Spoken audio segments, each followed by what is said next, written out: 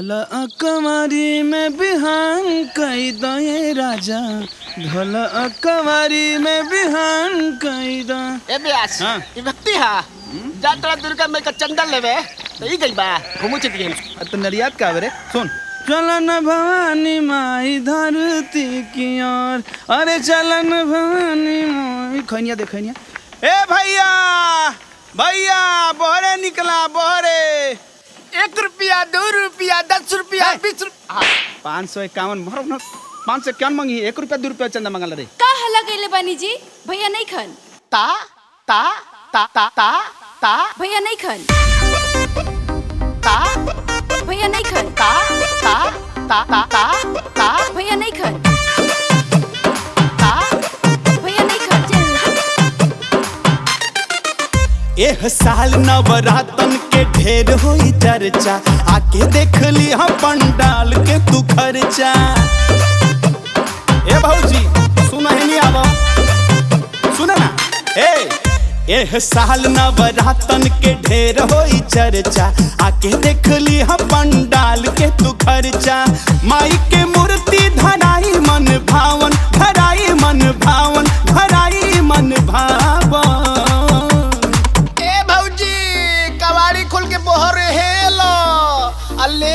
लेला है चंदा का रसीद लेला। देता ए भौजी पूजा के परिछावन, चंदा लागल बाटे 551। देता ए भौजी पूजा के परिछावन, चंदा लागल बाटे 551। ए ब्यास कुछ ज्यादा नहीं मांगो। अरे हट खर्चा नहीं खो देखा तो कमेटी से बाहर निकाल दे तोके। अच्छा अच्छा तिजोरी से 4 गुना खाली करो, हमनी के विदाई तनी हाली करो। भौजी कंजूस हो का हो दे के ना दिवाली करो, हंसी हंस के काम नाही जाली करो। ए भौजी जौन भैया के परसवा से चोरौले हुआ दे दा।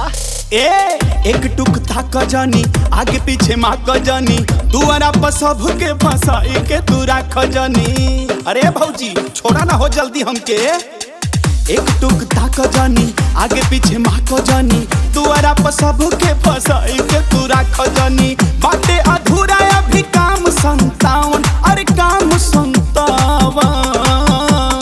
ए भौजी आँख में चोली अभी जान खेला, लेला लेला है चंदा के रसीद लेला।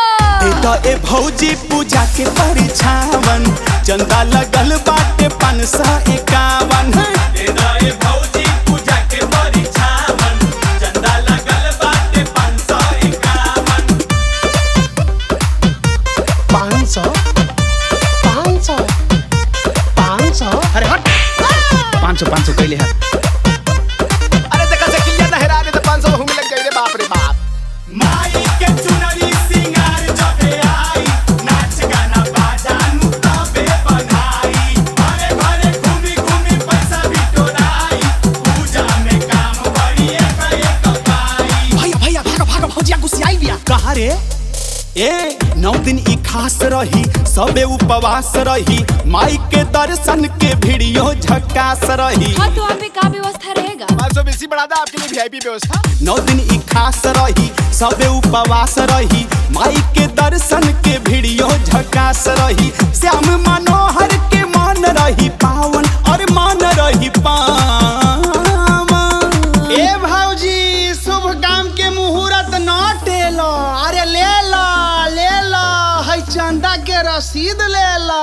देता ए भौजी पूजा के परिछावन, चंदा में लागल बा 551। देता ए भौजी पूजा के परिछावन, चंदा लागल बाटे 551।